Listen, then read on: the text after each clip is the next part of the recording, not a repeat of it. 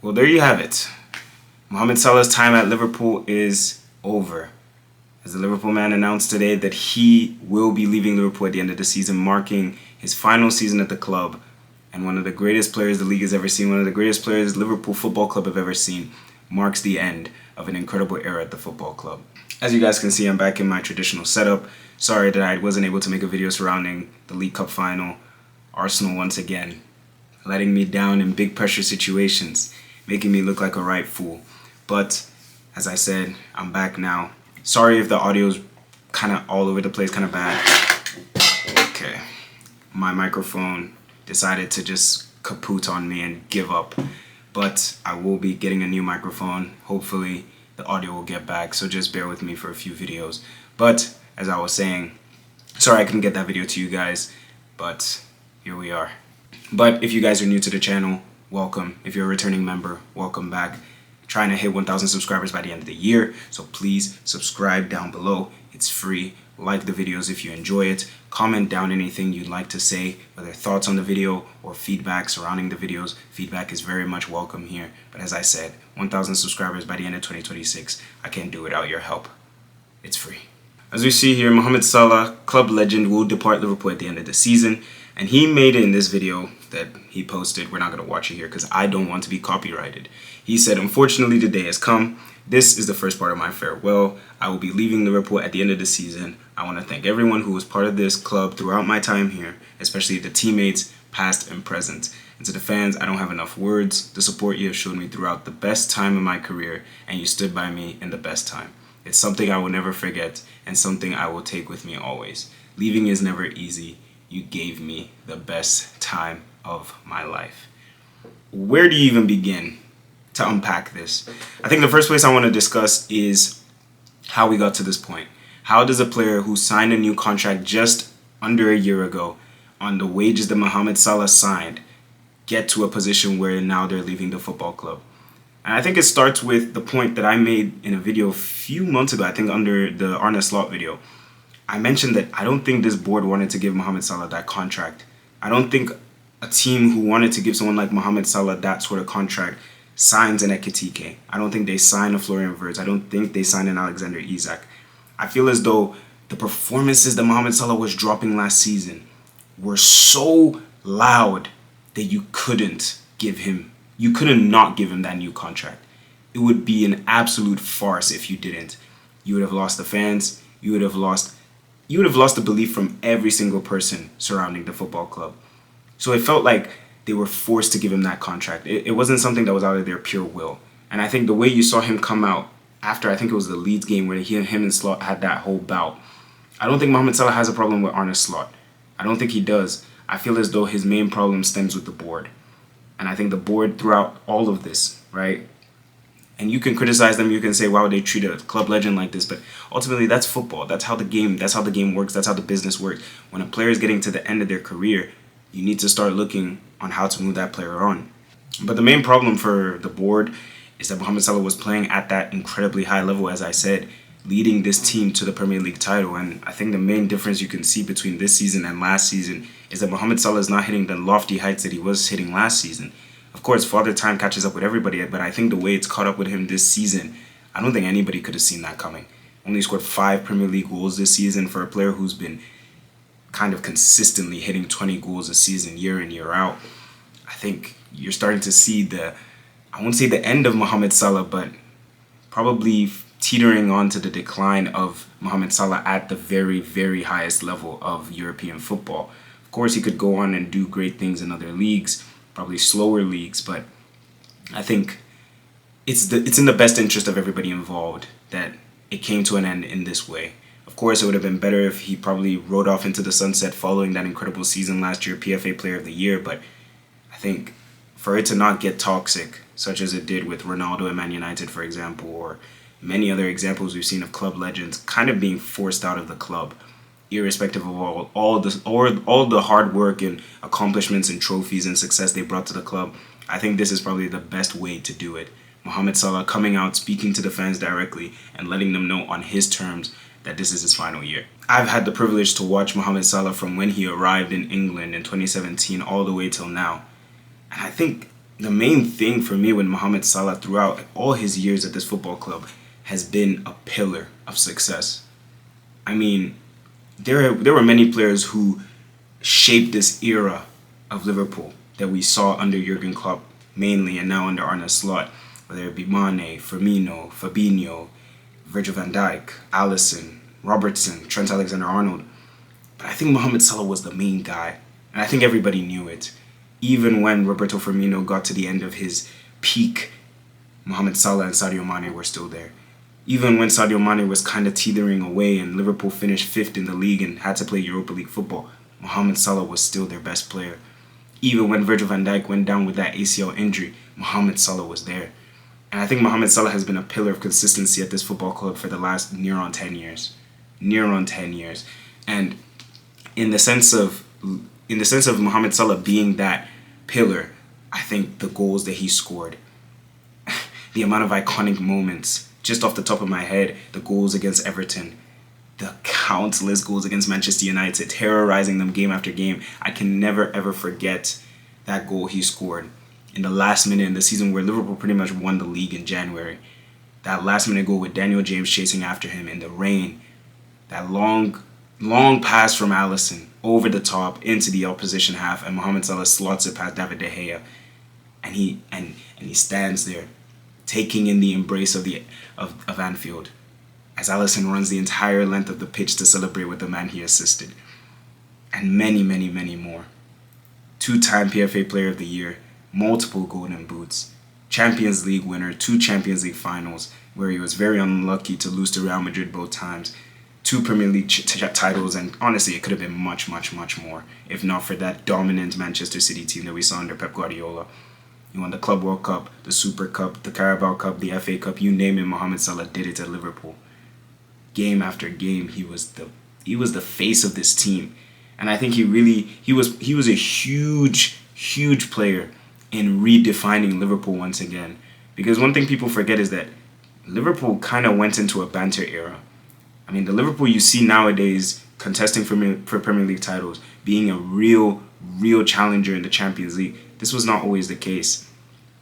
As early as I remember in 2013, 14, that was Brendan Rodgers' days. That was Raheem Sterling, Daniel Sturridge days. Luis Suarez came in and made them a serious team for a little bit. But after that, it was kind of all over the place. Even before that, it was kind of all over the place. You had that brief period under Rafa Benitez where they were a serious team, didn't amount to anything in the Premier League. And they were in just this moment of limbo. And you kind of didn't know, are Liverpool a serious team or are they not a serious team? Those seasons where they finished 8th. You didn't really know where Liverpool stood. Of course, as I said, Mohamed Salah wasn't the only player, the only person who was influential in all of this. But it felt like he was the main guy. It felt like he was the face. It felt like he was the figurehead of everything that Liverpool did in this era. And ultimately, I think this departure marks the end of an era at Liverpool. Of course, Virgil van Dijk is still there. Alisson is still there. Trent left last season. Robertson is still kicking about. But I mean, Robertson, his days are numbered at Liverpool, for being honest. Alisson, likewise, can't really play any games consistently without getting injured. And Virgil van Dijk, who knows how long he will be at Liverpool. But I think that spine that you had under Jurgen Klopp, the Wijnaldums, the Salahs, the Firminos, the Manes, the Robertsons, the Trents, the Van Dijks, that was a spine that really marked an era at this football club. And as I said before, I think with Mohamed Salah, it didn't matter who his teammates were. It didn't matter how the team was playing. It didn't matter how the circumstances that, surrounded the team, Mohamed Salah performed. And I think that was probably the one thing that I always admired about Mohamed Salah. Because there was a period, don't get it twisted, there was a period where Mohamed Salah was seen as the same level as Sadio Mane. Some people will tell you that was never the case, but I think that's hindsight speaking. Because I think in that period where the two of them were playing at their absolute peak, now I'm talking 2017, 2018 till about 2021, 2022, there was a real argument that Sadio Mane was a better player than Mohamed Salah. But I think the way Mohamed Salah has been able to redefine himself year after year and play alongside the likes of Nunez, the likes of Diaz, the likes of Jota, the likes of Firmino, the likes of Mane, it doesn't matter who's playing next to him, the likes of Shaqiri, Divock Origi, Minamino even, Chiesa, and now Ekitike, of course, to a lower output. But to be able to play with that many different teammates it's not an easy thing. I even think about players like Harvey Elliott, Curtis Jones. The only constant really was Trent Alexander-Arnold on that right side. And now this season he's gone. Even Jordan Henderson, the captain, the leader. So Mohamed Salah, you really have to give him a lot of praise. For a player who, I think prior to his Liverpool stints, was seen as a Premier League flop. A Premier League reject at Chelsea under Jose Mourinho. A player who was kind of casted out of the league and not seen as good enough. I think if you had looked somebody in the eye, if you had looked somebody in the eye in 2014 and told them that that player who was kicked out of Chelsea and seen as not good enough to represent that team would go on to be the 4th highest goal scorer in the Premier League, would go on to win, 3 Golden Boots, would go on to win 2 Premier League titles, basically carrying his team to one of those, a Champions League, 2 further Champions League finals, and countless iconic moments, they would have laughed you out of the room. They would have laughed you out of the room. From the tricky, fast, dynamic winger that we saw in 17-18 that I remember watching, I could never forget the game. It was Manchester City versus Liverpool. It was in the Champions League. I think it was, 17-18. It was the quarterfinals. And it really felt like a pivotal moment. Not just in the season, but in that era of football. Because that was the game that told the whole of Europe, oh yeah, Liverpool are serious. Because that Manchester City team was ridiculous. That team was ridiculous. And Liverpool beat them home and away. Home and away. And Mohamed Salah was at the center of it all. The goal away at Etihad Stadium, where he goes to the away fans basking in the glory as Liverpool just knocked out probably the favorites at that time. And that was the time when I looked at him and I said, we might have a scary player on our hands here. Not to even mention the 44 goals he scored that season, breaking the league record in his debut campaign. And not even mentioning, the consistency, scoring in every single opening day. Every single opening day Mohamed Salah participated in, he scored. 9 years of sheer quality. You don't just find those players on the side of the road. And that brings us on very swiftly to, where do you go from here? Where do Liverpool go from here? Who do you sign? Where does Mohamed Salah go from here? Because I think, as I said, for a player to be able to redefine themselves the way that Mohamed Salah did, from that tricky winger in 2018 to a bit more of an incisive player in the narrow areas of the field going into the 2020s, to a bit more of that poacher up top in the mid-2020s. Incredible player. And now Liverpool will bid farewell to one of their greatest ever players. Some would even say their greatest ever player. And this isn't a club who's had... They've not had, average players playing for them. This is a franchise. This is a football club that has boasted some of the best players the country has ever seen. Robbie Fowler, Kenny Dalglish, Ian Rush. Greats of the game. Steven Gerrard. Greats of the game. And Mohamed Salah sits right there with all of them. As I said, where do Liverpool go from here? Who knows? Is Arne Slot going to stay? I don't know. Will it now open up a bit more synergy between Isak and Ekitike and Wirtz now that a big personality, which Mohamed Salah is gone from the picture? Who knows? But Mohamed Salah leaving is a huge loss for Liverpool and is a huge loss for the Premier League. For a league that many people claim is the best league in the world, yes, in terms of the competitiveness, it is the best league in the world. I think the worst team in the league and the best team in the league are not that far apart from each other. But I don't think the elite level of players in this league is at the same level as it was a few years ago. Harry Kane is gone from the league. Paul Pogba, for all the criticism he's gone from the league. Mohamed Salah now is gone. Kevin De Bruyne, the way Kevin De Bruyne left the league, in my opinion, was way too understated. I felt as though people weren't really understanding the quality of player that was leaving the league. It felt like only Manchester City players really took it in, or Manchester City fans really absorbed what it was that was leaving the league. Heung-min Son, even, a player who, when he was in the league, you looked at him and you saw him as the number 2, the Robin to Harry Kane. But now you look back at it, is there any winger in the league that even matches up to Heung-min Son nowadays? I don't think so. I don't think so. And now it leaves, Haaland and Bruno is probably the real superstars in this league. Some would throw maybe Bukayo Saka. I wouldn't do that. Leaves the league in a tricky position.